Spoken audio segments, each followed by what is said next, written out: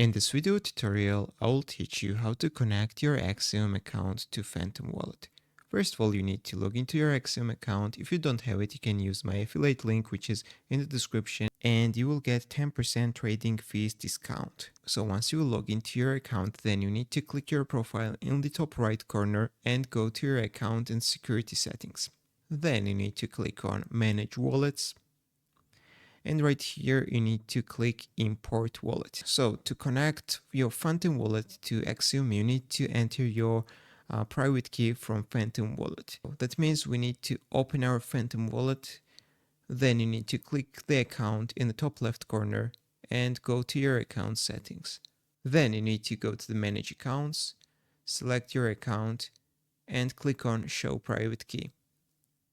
You need to enter your password and then select the wallet. Click I understand and continue. You need to copy the private key. Now we need to click on import. Then we need to paste the private key and click import wallet. And as you can see, we have connected our Phantom wallet to Axiom. If this video was helpful for you, don't forget to click the like button and don't forget to subscribe.